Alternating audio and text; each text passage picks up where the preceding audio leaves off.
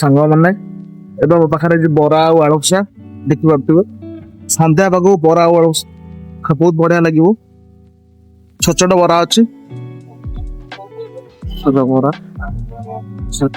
ତ ମୁଁ ଆଉ ଥରେ ଘୁଗୁନି ବରା ଆଳୁଚପ ନେଇଯାଇଛି।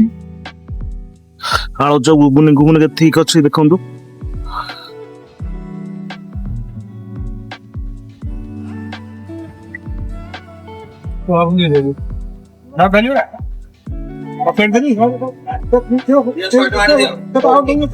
ଆଳୁଚପଟା ଦେଖନ୍ତୁ ଛୋଟ ଛୋଟ ଅଛି, ବଢିଆ ଆଳୁଚପ ସଫ୍ଟ ଅଛି।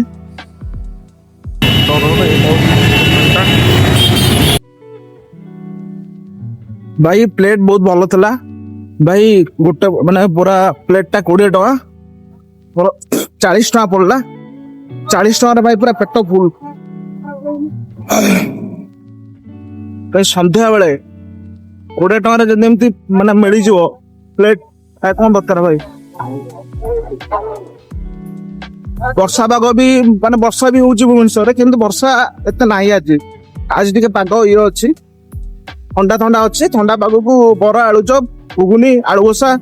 ଫାଷ୍ଟ ମୁଁ ବରା ଆଳୁ କଷା ଆଣିଥିଲି, ତାପରେ ମତେ ଇଚ୍ଛା ଲାଗେ ଘୁଗୁନି ସହିତ ଖାଇବା ପାଇଁ। ବରା ଆଳୁଚପ କଟଲେଟ୍ ଏସବୁ ଖାଇଦେଲି। ଆଉ ଟୋଟାଲ 40 ଟଙ୍କା ପଡିଲା, ଆଉ ପେଟ ଫୁଲ ପୁରା ଭାଇ। ଆପଣ ମାନେ ଯେତେବେଳେ ବି କଟକ ରୋଡ ଏରିଆରେ ଆସିବେ ଖାଇପାରିବେ, କିଛି ଅସୁବିଧା ନାହିଁ। ତ ମୁଁ ଏବେ ଆସିକି ଘରେ ପହଞ୍ଚିଗଲି। ତ ଜଳଖିଆ ବି ଭଲ ଭଲ ହେଇଗଲା, ଟେଷ୍ଟ ବି ଭଲ ଥିଲା। ଆଉ ଗୋଟେ କଥା କହିବାକୁ ଚାହିଁବି, ଆକ୍ଚୁଆଲି ମୋର ପବ୍ଲିକ ପ୍ଲେସରେ କେବେ ଭିଡିଓ କରିନି, ଯୋଉଥିପାଇଁ କି ମୋର ଆଇ କଣ୍ଟାକ୍ଟ ଆଉ କ୍ୟାମେରା ଷ୍ଟେବୁଲ ନହବା, ସେଇ ଜିନିଷଟା ଗୋଟେ ପ୍ରୋବ୍ଲେମ ଫେସ କରୁଛି। କାରଣ ଆମେ ଯେତେ ବି କହିବା କି ଲୋକ ଯାହା ବି କୁହନ୍ତୁ ଆମେ ଭିଡିଓ କରିବା, କିନ୍ତୁ ସେଟା ରିଏଲିଟିରେ ସେଟା ଟିକେ ପସିବୁଲ ନଥାଏ। ଫାଷ୍ଟ ଯୋଉମାନେ ଭିଡିଓ କରୁଥାନ୍ତି, ତ ମତେ ବି ସେଇ ପ୍ରୋବ୍ଲେମ ଟା ଫେସ କରିବାକୁ ପଡୁଛି। ତ କ୍ୟାମେରା ସେଟ୍ ହବ ଟିକେ ଟାଇମ ଲାଗେ, ତ ସେଟା ମୋର ଟିକେ ବେଳେ ବେଳେ କ୍ୟାମେରା ଷ୍ଟେବୁଲ ରୁହେନି, ଆଇ କଣ୍ଟାକ୍ଟ ରୁହେନି।